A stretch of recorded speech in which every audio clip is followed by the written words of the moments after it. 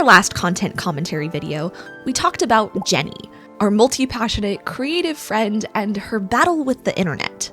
Most of us found a little piece of ourselves in Jenny's story and her love-hate relationship with social media. We uncovered the true root of the internet problem and found that it wasn't what we thought it was. It's not brain rot content, it's not AI slop, it's not misinformation or short-form content, or even doom scrolling. It's an overload of input and a lack of training in digital literacy. And if you missed that video and have no idea what I'm talking about, go watch that one and come back to this one so we're all on the same page. When we learn what the real problem is, most people go one of two directions. They run away from the internet believing it's the enemy and the end of all good things. They disengage, and in this, they miss a lot of opportunities for education and community and sharing their own creativity with the world. The other path that most people take is the blind eye approach. They continue interacting with the internet the same way they always have, believing that they can never learn to interact with it in a way that nourishes their lives and their creative practice. And if building a creative practice full of curiosity and joy and living an all-around cozy life is your vibe, make sure to sign up for my newsletter because every week you're gonna get basically a pen pal letter straight to your inbox that is guaranteed to level up your coziness and whimsicality by at least 127%. But let's get back to those paths. If you're watching this video, I'm guessing that you, with your traveler's cloak and adventuring satchel and flask of life-giving elixir, also known as coffee, you looked at those two paths and said, yeah, that's not for me. Because you're a creative. You are a problem solver at the core. You aren't content to run away from the problem or ignore it. You want to figure it out. You believe that there's a third path where you can learn to interact with the internet and to use it as the tool that it is without it messing with your mind and hindering your creativity. So today, we're going to talk about that third path. And while we chat, I'll be painting the next part of Jenny's journey, the decluttering phase. Now, I do want to add a little disclaimer here. This may come as a surprise to you, but I am not an all-knowing, all-powerful wizard who can hand you a one-and-done, all-encompassing manual that is going to magically transform the balance of your content consumption and creative practice overnight. I'm more of a happy little squirrel sidekick who's kind of just figuring things out too and sharing what I know and what's been working for me. The goal here is for us to figure this out together, to bring all of our creative and clever minds to the mixing bowl and forge a third path as a creative community. And that's exactly what we started doing with the last video. After equipping ourselves with the information about the true root of the problem, that's where the real work begins. Charles Spurgeon once said, "To know is not to be wise. Many men know a great deal and are all the greater fools for it. There is no fool so great as a knowing fool. But to know how to use knowledge is to have wisdom." So once we are aware, we are also accountable. We can't pretend to be blind to the problems we're seeing in how we interact with the internet. We can no longer look at our scrolling habits or how we let other people's creativity skew our own or how much time our consumption eats up and be okay with it. We see the problems, we are aware of them, and we are accountable in how we move forward. So how can we take the knowledge we have and use it to our advantage? Number one, observation of our own habits. So after I made that last video, this is what I wrote in my journal. I can't be blind to the truth anymore. I now have an awareness of just how much impact input has on me.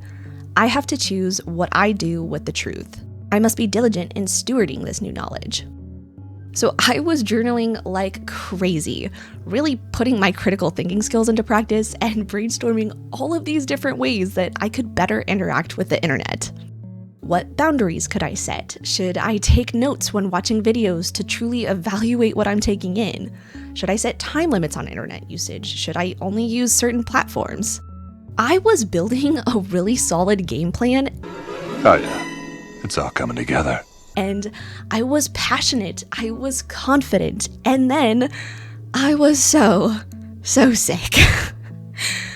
Weak immune system strikes again, and I was down for the count. And you know what? That game plan entirely went out the window, especially for the first few days. I laid on the couch and did absolutely nothing but watch movies and scroll on my phone and do breathing treatments and chomp on cough drops.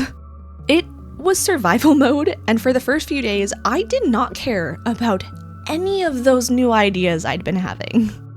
But then towards the end of the first week, I finally felt like sketching. Scratch that. I had an itch to sketch.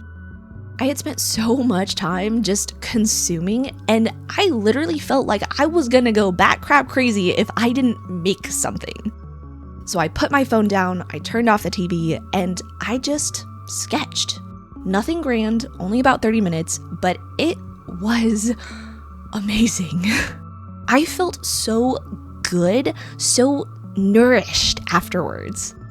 And then I picked up my journal because I just needed to keep pouring out. I started writing about my obnoxious screen time levels from the week, and I realized something. I wasn't actually all that upset with myself about how I had interacted with the internet that week. Instead, I realized that it had been an opportunity to just observe.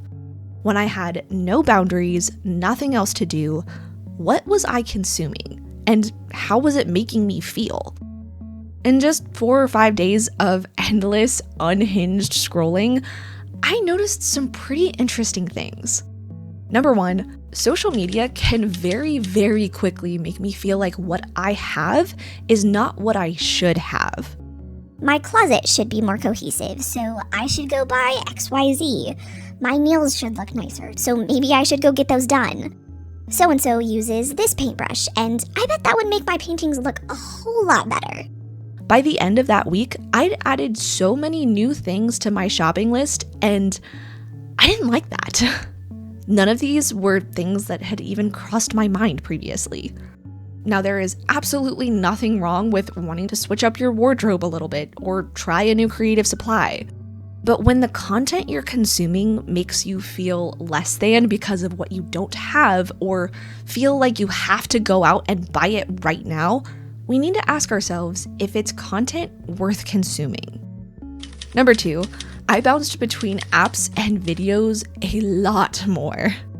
I'd spend a few minutes on Instagram and it didn't satisfy, so I'd jump over to Discord and check the servers, or hop on YouTube to see what's new there.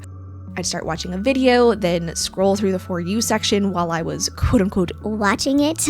I'd see something else and immediately click on that one. I wouldn't even let a song end before I'd moved on to the next one. It's this hungriness for content, a mindless hunt for the next thing, and that's a very dangerous state of mind to be in. Hold on to that word mindless, because we're gonna circle back to that in a very, very big way. And number 3, I was much more physically and mentally fidgety. Even with laying on the couch with zero energy, I felt very, very restless. Like there was this constant buzzing in my body and my brain. Like I couldn't sit still for too long or focus on one thing for more than a few minutes. And it's a really icky feeling, and it's one that's very, very hard to get out of once you're in it. Trust me, it has been a battle since then to get back to a more regulated pace and presence. So as much as I didn't like how I felt during this week of unhinged internet usage, I learned a lot. It helped me to observe my own habits and to open up a dialogue with myself about it. I think we have to notice our own habits and how they make us feel. We can hear the truth from somebody else that doom scrolling is bad for you, or short form content rewires your brain, blah, blah, blah. But sometimes we have to experience it for ourselves before we're really willing to make a change. So I made a free set of journaling prompts for you if you want to dive deeper into your own habits with the internet and really open up that dialogue with yourself too. There's a link down in the description, and if you want them, those pages are on their way to your inbox ASAP. Okay, now for the second step in using our new knowledge and awareness to interact with the internet in a better way. Interacting with intention. So y'all showed up for that last video and were leaving literally paragraphs long comments. First of all, thank you for taking the time to share your thoughts with me. I am so honored that you want to join in on this conversation. And secondly, this is what I want to see. I want this to be a community event. Creatives banding together to forge this third path, and to do that, we gotta be communicating. So after reading through all of the comments and perusing my own thoughts in my journal, the overwhelming answer to all of this was intention or mindfulness. The definition of intention is a determination to act in a certain way, an aim, or a plan. The definition of mindfulness is the quality or state of being conscious or aware of something. The key in both of these is that they are thoughtful. The interaction is not reckless, it's not mindless, it's not this autopilot engagement. I want you to really think about this. How many times have you picked up your phone and opened an app without even realizing that's what you're doing? How many times have you scrolled through Pinterest with no end goal in mind? How many times have you opened up the YouTube app simply because you were bored, not because there was a specific video you were actually wanting to watch? That is such a dangerous place to be.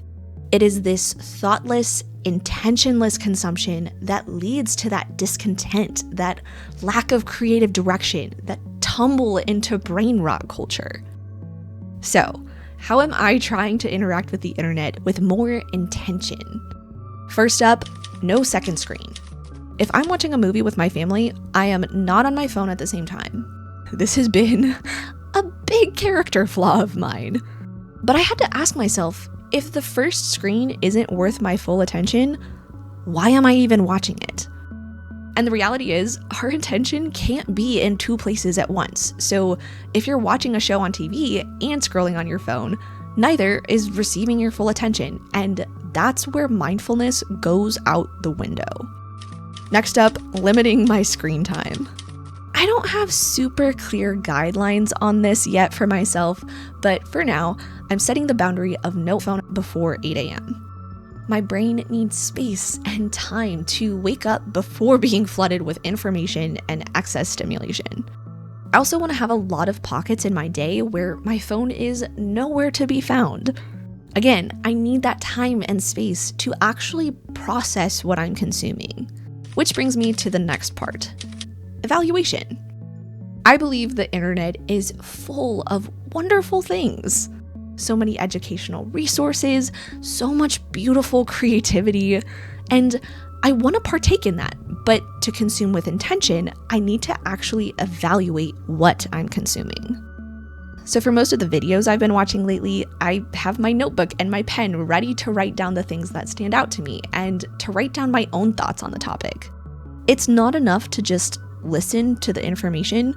We need to ask ourselves, what do I think about it? What do I agree or disagree with? If you didn't understand a concept, how can you rephrase it in a way that you do understand? I've currently been watching some videos by Anna Howard on digital thought gardens and how we can use our critical thinking skills. I prefer analog note-taking, so I've just been sticking with my journals rather than creating a digital garden, but I do think my little analog thought garden is growing in a really interesting way. I'm actually evaluating and engaging with the content I'm consuming, from the videos I watch, to the emails I read, to the pictures and paintings I look at. Instead of just liking an illustration on Instagram, I'm asking myself, what do I like about the color palette? Is there a technique that was used here that I want to try? What do I think of the theme or message behind this illustration? And lastly, I'm choosing to seek versus scroll. There's a very big difference between the two. One is mindful and the other is mindless. One is an intentional searching for information or inspiration, and the other is a way to distract me from boredom or fill up the time. I'm choosing to use every area of the internet as a search engine, to actively seek out what I'm looking for and not just go on a mindless hunt. I don't just open up Pinterest mindlessly anymore. There has to be a reason for me to be there. Maybe I'm looking for some gesture sketching references, or maybe I'm looking for color palette inspiration. When I open up YouTube, I'm watching something from my watch list, or I'm searching for a book review, or looking for a Pilates video. I do still want to give myself a little bit of space to explore the For You page because sometimes you do stumble on a video that you didn't know you needed. But I also really want to limit that time. Maybe I can set a 5-minute timer, and once it runs out, that's it. What that boils down to is I think we have this fear of missing out on some life-changing video or Pinterest tutorial that's gonna change the way you paint or take photographs forever. But the reality is, we are finite. We are going to miss out. But that doesn't mean we have to scroll endlessly in the hopes that we find all those special somethings out there. Not everything is for us, and that's okay. But when we interact with intention, we're gonna find the things that are for us, that will make a positive impact on our lives and our creativity, and we'll be able to filter out what doesn't. Like Jenny in this little illustration, it's time for us to declutter, to trash the habits that aren't helpful for us, to let go of the content that may be for someone else but doesn't serve our own lives and our own ideals and our own creative practices. To use our new awareness and be accountable in how we move forward. The truth is, all of these things I'm trying to do, I'm not doing them perfectly. I still spend a little too long on the internet sometimes. I still scroll a bit mindlessly sometimes. I still allow people to influence me into being discontent with what I have or who I am. But I'm trying. I want to find that balance between consumption and creativity, to nourish my life and use the internet as the tool that it is. I don't want to give in to brain rot culture. I have been blessed with a brain that is capable of so much, and you know what? It deserves better than that. It deserves my respect and my intention, and yours does too. But this whole journey of interacting with the internet, it isn't just about what we're receiving. It's not just about the impact of the input. It's also about our output. How we're using that information and inspiration to create something of our own. Because y'all, we're creatives.